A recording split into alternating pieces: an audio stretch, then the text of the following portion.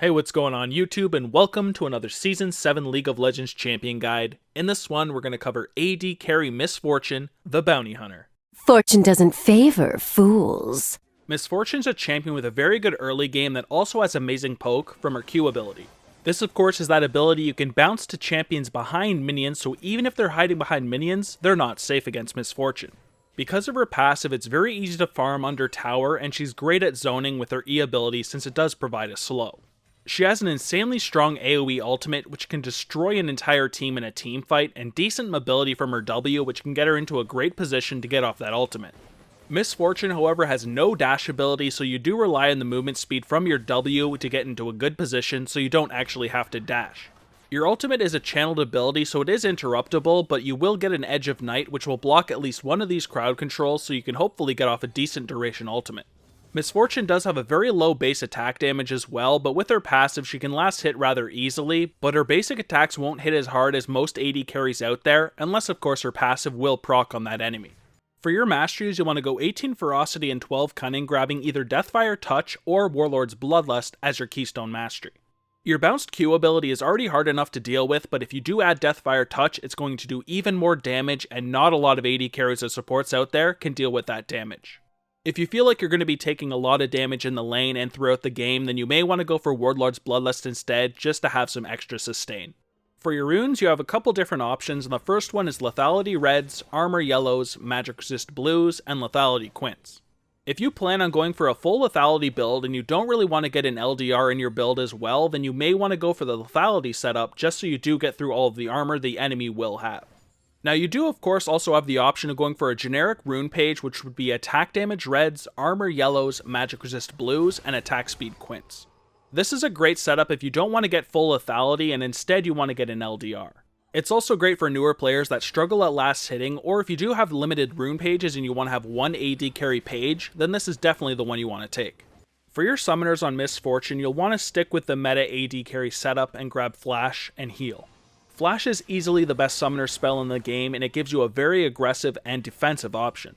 As Miss Fortune, you can combine the mobility from your kit with your Flash for some really solid positioning and hopefully get off some really solid bullet times. Heal is a really solid summoner spell as well, as it can be used for baiting, sustaining in team fights, and even as an escape since it does give you bonus movement speed when you activate it. It's the best option in the bottom lane right now because it can save both yourself and your lane partner. Your passive is Love Tap, and it can add some really nice damage in trades and can also make last hitting a breeze. Whenever Miss Fortune attacks an enemy unit that was not the target of her previous basic attack, she will deal between 50 and 100 based on level, % AD bonus physical damage to them, halved to 25 to 50 based on level % AD versus minions. So this ability makes last hitting incredibly easy even under tower, because just one tower shot plus a basic attack with this passive kills a ranged minion. Whenever you're last hitting in the bottom lane, try to hit the enemy champion in between these just to get this extra portion of damage onto them, dealing a pretty decent amount of damage. Miss Fortune's Q ability is Double Up, and this is your primary way of harassing the enemy champions during the lane phase. When activated, Miss Fortune fires a shot at the target enemy, which then bounces to hit another unit behind it, dealing physical damage to the first target and increased physical damage to the second, applying on-hit effects to both. Double Up second shot prioritizes units directly behind the primary target, especially enemy champions marked by Love Tap prior to the ability being cast. If the first target is killed, the second will deal 50% increased damage. So during the lane phase, since people will usually be behind their minions, try to bounce this shot off of the target to hit the enemy champion behind him. If possible, you'll want to use this ability to last hit, so that shot will deal 50% increased damage. In a 1v1 duel, of course you're not going to be able to bounce this shot, but it does do a nice chunk of damage still, so make sure you are using it. Miss Fortune's W is Strut, and it's great for its added movement speed and of course its attack speed steroid. Passively, Miss Fortune gains 25 bonus movement speed if she has not taken damage in 5 seconds, excluding damage over time.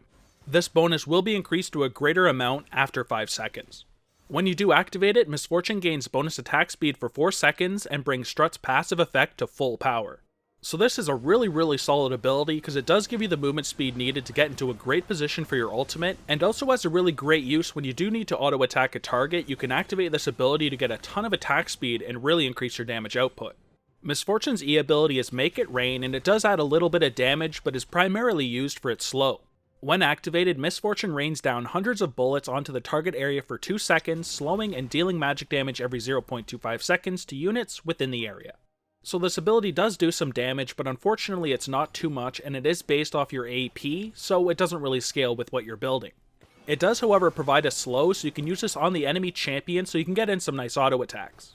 When you are going in for an ultimate, if you do have the range, you'll want to drop this underneath the enemies first so they can't really move out too quickly, and then ultimate on top of it. Misfortune's ultimate is bullet time, and this can add some really nice AoE damage in team fights if the enemies are clumped up. When activated, Misfortune channels for 3 seconds, firing several waves of bullets in the target direction over the duration, each dealing 75% AD and 20% AP physical damage. Each wave can critically strike, dealing 20% times 1 plus bonus critical damage, increased damage. So this ultimate can be completely game breaking since it does have a 1400 range and can sweep through an entire team. Use your W to position correctly or your flash if you do need to, hit as many targets with this as you can, and bring down the health pool of the entire enemy team if possible in 3 seconds. This ability is also the main reason we do go for a Black Cleaver in our build, because we can sweep it through the team and take out all of their armor at the same time. For your skill order, you first want to put a point into your ultimate whenever you can at 6, 11, and 16. This is where your main strength lies. For its great harass and trading, we want to max our Q ability first, double up. Then, since it does give some really nice attack speed and movement speed, we want to max our W second, strut. We'll want to save our E ability Make It Rain for last. We can take this at either 3 or 4, depending on if we want our Q at level 1 or 2 by level 3. It does provide a pretty nice slow, which can allow us to get off some more auto attacks and allow our support champion to get into the fight. Now let's look at a couple support synergies, and first up is Blitzcrank. Since you are a strong early game champion, if Blitzcrank does pull in something that's not tanky, usually you can delete it or at least really win that trade. If you're level 6 when he pulls in a target, all you'll have to do is drop Make It Rain on the enemy and then ultimate. He'll then pop them up and provide a nice silence and nuke, so that target is not going anywhere. Next here we have Janna, and she's really going to take your poke to the next level because whenever she shields you, you do get bonus AD, so that double up damage is going to be through the frigging roof. You are a champion that does lack a dash ability as well, so when the champion does get on top of you, she has a lot of peeling to get them off of you. The one thing that could be disastrous is if she does ultimate people out of your ultimate, but if she has any clue whatsoever, this usually shouldn't happen. Next here we have Sona, and this one pretty much comes down to the fact that both of their ultimates combine really well. As long as she can land her crescendo, Misfortune will be able to follow up with her own ultimate, and they're usually going to delete the targets that are caught inside. Throughout that lane phase, she can also use her Q ability with your Q ability to harass the absolute shit out of the enemy champions, and she can even stain you with her W. Last, of course, even though you did already have some pretty good mobility, she brings even more with her E ability. She just works so well with Misfortune. Last here we have Zillion, and his QWQ double bomb stun combo works so great with Misfortune because she can just drop an ultimate on top of it, and they will delete the poor son of a bitch caught in that bomb combo. He then, like Sona, also adds some bonus movement speed with his E ability, and his ultimate is fantastic because if Misfortune gets caught out, he can just bring her back to life. During the lane phase, you'll want to focus on getting as much CS as possible, of course, while also poking the enemy with your double up. Try to kill a minion with it and have it bounce to the enemy champion to deal that bonus damage. Just a couple of these bounces will deal a huge amount of damage and can win you the lane phase alone. Once you're level 6 and you have a Yumu's Ghostblade, you will receive a massive power spike. If your support has any form of crowd control, try to go for an all-in whenever they do land one. Activate your bullet time on top of the enemy and watch their health melt away. If they do try to run away, you can always use your Yumu's and your strut to easily catch up. Teamfights on Misfortune are mainly about getting into a good position and hitting multiple targets with your bullet time. When you have your Edge of Night, you'll want to make sure you activate that beforehand so when somebody tries to crowd control you while you're channeling it, it will be blocked. When not channeling your ultimate, try and bounce your double up on the enemy team to deal a nice chunk of damage. Hit a tank in the front line and have it bounce to a carry behind them. You'll also want to make sure you activate your strut for its attack speed whenever you're auto-attacking the enemy to increase your damage. Then, of course, you can use your Make It Rain to help kite the enemy or drop it underneath your ultimate so they can't run out as quickly. Now let's look at a couple hard matchups, and first up is Ezreal. He's going to be able to keep his range from you because of his Q ability, and bouncing your double up may be harder than usual. If you do go for an ultimate on him, he can easily jump out with his E ability, and later on in the game, he has the potential to 1v1 you rather easily and burst you down. Try and play aggressively early on because of his tier buy, and win it early on. Next here we have Jhin, who's a really long range champion that also has a lot of burst when he does have his 4th shot available. He's not dangerous because he's mobile, in fact he's really immobile, but he does have a longer range ultimate than you, and if nobody's in front of you, he can kill you with just his ultimate when you're ultimating. As long as somebody can hit you, he has the potential to CC you as well, and he can easily get you killed. Be aggressive early on, and try to win the lane early. Next here we have Twitch, and he's not that fantastic of a laner, but if he does get ahead, he can easily burst you down. Play very aggressively early on, and try to bounce your double up as much as you can. He's not the most mobile champion either, so as long as your support can CC him, make sure you drop your ultimate on top. In the later stages of the game though, make sure you go absolutely nowhere alone unless you do know where Twitch is, because he can easily 1v1 burst you down.